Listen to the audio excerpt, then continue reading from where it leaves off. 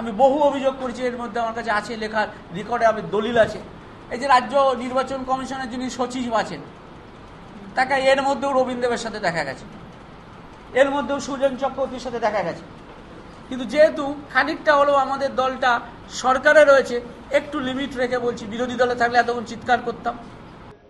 রাজ্য নির্বাচন কমিশন নিয়ে শাসক বিরোধী পঞ্চায়েত তরজা তুঙ্গে। মুকুল রায়ের বিরুদ্ধে পাল্টা তোপ দাগলেন রবীন দেব। তৃণমূলের সর্বভারতীয় সাধারণ সম্পাদকের উদ্দেশ্যে রবীন দেবের চ্যালেঞ্জ, নির্বাচন কমিশন সচিবের সঙ্গে কোথাও ঘুরতে দেখলে প্রমাণ দিন।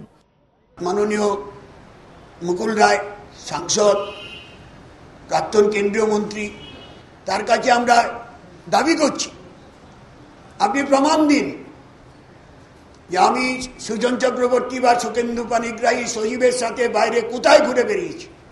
আমি তো বললাম চ্যালেঞ্জ করছি, চ্যালেঞ্জ। রাজ্য সরকারের বিরুদ্ধে সুর চড়িয়ে রবীন দেবের অভিযোগ, নির্বাচন কমিশনকে সন্ত্রস্ত করা হচ্ছে। রবীন দেবের কটাক্ষ, গার্ডেন রিচ কাণ্ডের পর ফেরহাদ হাকিমের কথার সঙ্গে কমিশন নিয়ে মুকুল রায়ের কথার কোনো তফাৎ নেই। কালকে মুকুল রায়ের এই কথা আর 12ই ফেব্রুয়ারির তাপস চৌধুরী খুন হওয়ার পর ফিরহাদ হাকিমের কথার মধ্যে কোনো পার্থক্য নেই, এটাই হচ্ছে পরম্পরা। মুকুল রায়ের অভিযোগ খারিজ করে রবীন দেব বলেন, পঞ্চায়েত ভোট পিছনের কথা বলেননি তারা, নির্বাচন হোক যথাসময়ে, ভোটের জন্য প্রস্তুত বামেরা। হিন্দলদের রিপোর্ট, এবিপি আনন্দ, কলকাতা।